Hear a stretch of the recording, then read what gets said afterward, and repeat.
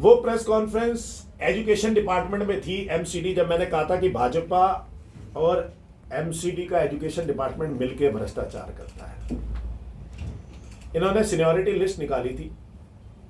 अब उसी seniority list के ऊपर एमसीडी ने प्रमोशन लिस्ट भी निकाल दी, एजुकेशन डिपार्टमेंट ने, यानी कि इनके शिक्षा विभाग ने एक लिस्ट भी निकाल दी, प्रमोशन की लिस्ट निकाल दी। जब वो सीनियरिटी लिस्ट ही सही नहीं थी तो प्रमोशन की लिस्ट कैसे सही हो सकती है? मैं इसके अंदर आपको तथ्य दिखा देता हूं। कई रिपोर्ट्स आई जिसके अंदर भाजपा दलित विरोधी है। आपने कल सुना होगा, क्यों? क्योंकि सफाई कर्मचारियों के अधिकार का हनन कर रही है भाजपा। शिक्षा विभाग के अंदर भी ये लोग दलितों का अपमान कर रहे हैं और उनको इक्वल अपॉर्चुनिटी नहीं दे रहे। जो बाबा साहब भीमराव अंबेडकर ने कहा था, राइट टू इक्वालिटी, वो लोग एक समानता भाजपा नहीं करती दलितों के साथ। ये आप देखना, टीचर्स वेलफेयर एसोसिएशन ने ये जमा करवाई है अपनी चिट्ठी नेशनल एससी एसटी कमीशन को। ये चिट्ठी जमा कराई है कि हमारे साथ भेदभाव हुआ है, हमारे लोगों के साथ भेदभाव हुआ है और हमें प्रमोशन की लिस्ट में, जबकि हम डिजर्व करते थे, हमें प्रमोशन की लिस्ट में नहीं रखा गया। मैं आपको इसके उदाहरण भी दिखा दूंगा। कई अखबारों में भी आया, निगम के प्रिंसिपल पदों पर हुई पदोन्नति के आरक्षण नियमों के सरेआम अनदेखी करने के टीचर्स एसोसिएशन ने लगाए आरोप। निगम के प्रिंसिपल पदों पे हुई पदोन्नति के आरक्षण नियमों में सरेआम अनदेखी के टीचर्स एसोसिएशन ने लगाए आरोप। ये देखिए सारे न्यूज़पेपर्स में भी छपी हुई है जो एसोसिएशन ने बेसिकली आरोप लगाए। और उस एसोसिएशन ने किस बेसिस पे आरोप लगाए मैं आपको बता देता हूँ। ये तथ्य आप जरूर भाजपा से भी पूछिएगा, मेयर राजा इकबाल सिंह जी से भी पूछिएगा। कागज पूरे साफ साफ सच बोलते हैं, फैक्ट्स बोलते हैं, और मैं उन्हीं कागजों के बेसिस पे, इन्हीं की रिपोर्ट्स के हिसाब से मैं आपको दिखा रहा हूं। 18,590 एक केस है जी, जिनका नाम है, टीचर का नाम है रुचिका। ज्वाइनिंग है मार्च 1998 की। ये रही लिस्ट 18,590 किसी लिस्ट के अंदर, आप लिस्ट ले लीजिएगा, ये इन्हीं की लिस्ट है, सीनियरिटी की लिस्ट है। और 18,591 नंबर है सुनीता जी का, जिनकी ज्वाइनिंग है 1997 फरवरी की। सेम कैटेगरी के, लेकिन एक वर्ष पहले जिसने डेट ऑफ ज्वाइनिंग करी उसको नीचे रखा गया और एक वर्ष बाद जिसने ज्वाइनिंग करी उसे ऊपर रखा गया।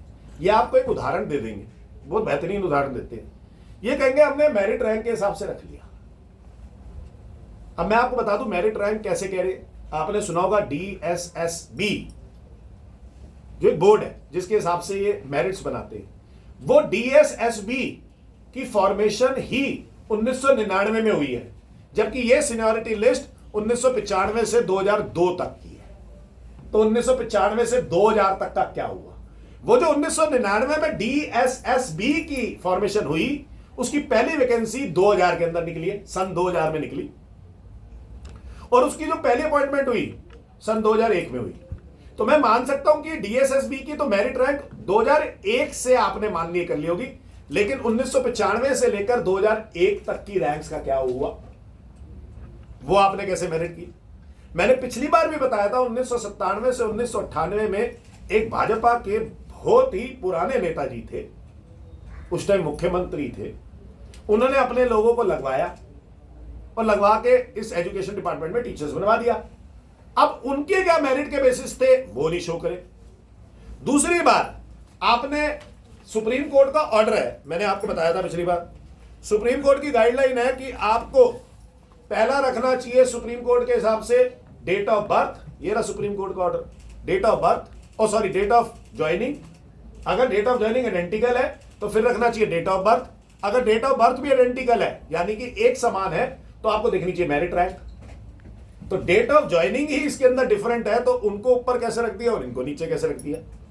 आपने मेरिट रैंक के हिसाब से सीनियरिटी लिस्ट बनाई, तो इस पूरी लिस्ट के अंदर ये आपकी अपनी सीनियरिटी लिस्ट है जो आपने पोर्टल पे डाली थी। उसके बाद आपने जब कहा कि चेंजेस करके हम वो कर देंगे, इसको अगर आपको कोई दिक्कत है तो हम उसको इंप्रूव कर देंगे, वो आपने दोबारा पोर्टल में नहीं डाली। मैंने अखबारों में पढ़ा था, इन्होंने कहा कि हमने जोनों में दे दी। जोनों के बाहर दीवारों पे चिपकी हुई लिस्टों को कौन पढ़ेगा? पोर्टल में जब आपने डालनी है तो ट्रांसपेरेंट रखो सिस्टम, पोर्टल में डालो एमसीडी की, आपने डाला नहीं। ये लिस्ट आप ही की अपनी छापी हुई लिस्ट है, इसके अंदर कहां मेरिट रैंक मेंशन है, आप हमें बता दो कि आपने बढ़ाया कैसे। ये अपने लोगों को पर्ची काट के, समझना मेरी बात को, पर्ची को आप अच्छी से समझते होंगे, ये एमसीडी के एजुकेशन डिपार्टमेंट का और भाजपा का मिलके भ्रष्टाचार है, उनको ऊपर कर देते हैं। दूसरी बात, अब मैंने आपको जो उदाहरण दिया है वो मार्च और फरवरी का दिया है। मार्च और फरवरी के उदाहरण के अंदर साफ साफ सी बात है, एक साल के अंदर गैप है, 6 महीने के अंदर, 6 महीने के अंदर डीओपीटी के रूल्स के हिसाब से सीनियरिटी चेंज हो जाती है। मतलब अगर 6 महीने से ज्यादा का गैप हो, डीओपीटी का रूल है, तो वो व्यक्ति हमेशा जूनियर माना जाता है। आपने तो 1 साल के गैप में ऊपर कर दिया, आपने तो डीओपीटी को भी नहीं नजरअंदाज कर दिया।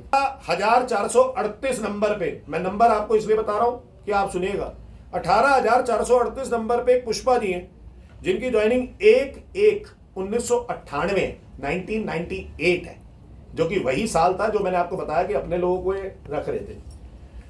और 18,438 के बाद जितने भी ज्वाइनिंग है 18,450 तक, वो सारे एससी हैं। ये रही लिस्ट, सारे एससी हैं। 18,450 के व्यक्ति का नाम बता देता हूं, कृष्ण कुमार जी हैं, एससी हैं, उनकी ज्वाइनिंग है 8/1/1997। फिर से 1 साल पहले वाले व्यक्ति का नाम इन्होंने उसकी लिस्ट में बाद में रखा। और 1839 नंबर का भी, 18,439 नंबर का भी 1/7/1997 है, 18,440 का भी 9/1/1997 है, और वो भी एससी है। बीच में सारे एससी हैं, यानी कि दलित हैं, जिनके अधिकार इन्होंने छीन लिए। ये तो ही सीनियरिटी लिस्ट की बात। आप सारे कागज देख लें और इनसे जवाब पूछ लें। ये देखो जी, म्युनिसिपल कॉर्पोरेशन ऑफ दिल्ली, मैं इन्हीं की प्रमोशन लिस्ट दिखा रहा हूं, ऑफिस ऑर्डर। प्रमोशन लिस्ट में पहला नंबर है रिटायर्ड। पहला नंबर में क्या लिखा हुआ है? Retired on 30/6/2025। कौन ये रिटायर हुआ 30/6/2025? कोई नाम नहीं लिखा। पहला नंबर है रिटायर्ड ऑन 30/6/2025।